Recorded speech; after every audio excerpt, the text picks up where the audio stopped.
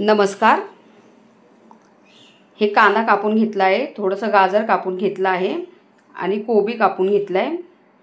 आता हे असे लांब लांब स्लाइस करून घेतले आहेत त्याचे। आता ह्याच्यामध्ये मीठ टाकलं आहे, थोडीशी मिरची पावडर टाकली आहे। आता ह्यात ऑरेगानो टाकत आहे। ऑरेगानो टाकून झाले की नंतर थोडेसे मिक्स हर्ब्स टाकले आहे।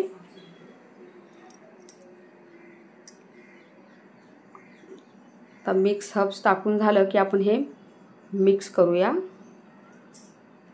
आणि हे कोबीचं पान मी कापून घेतलं आहे। कोबीचं पान अर्ध त्याची शीर मोठी असते ती काढायची आहे बाजूला आणि हे अर्ध कापून घ्यायचं आहे। हे स्वच्छ धुवून मी कापून घेतलं आहे।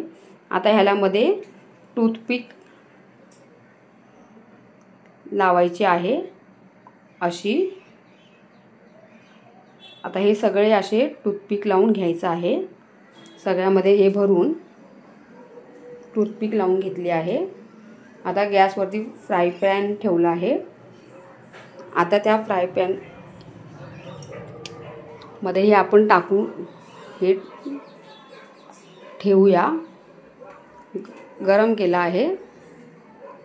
आता मुलांना शाळेच्या सुट्ट्या पडल्या आहेत, त्यासाठी मुलांसाठी ही खास डिश बनवली आहे। कशी वाटली तुम्ही सांगा। आता थोडंसं वरती तेल टाकलं आहे। थोडंसं तेल टाकून आपण मस्त ह्याला शॅलो फ्राय करून घेऊया।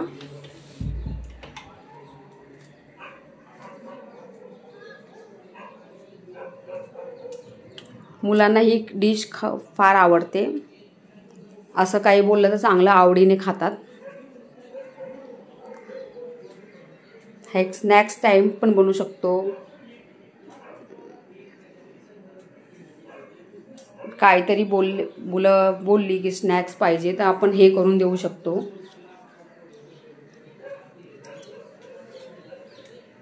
आता हे मस्त फ्राय करून घेतले आहेत।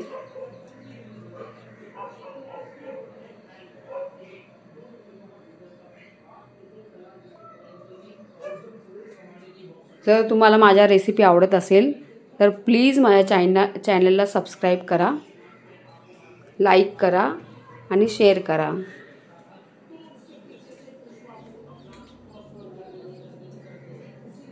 माझ्या रेसिपी कशा आवडतात हे कमेंट करून सांगा।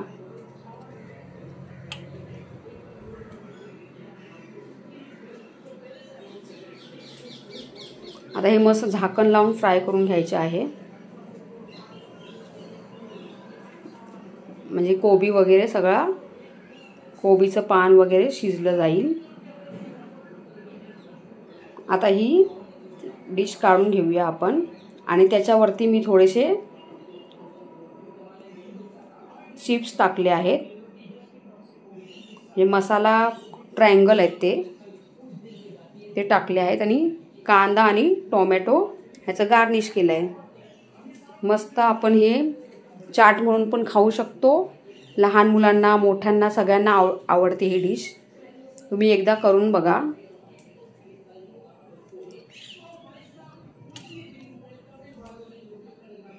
बघा मस्त क्रंची असं मस्त वाटतं मुलांना खाताना। आणि थोडंसं टोमॅटो सॉस टाकला आहे।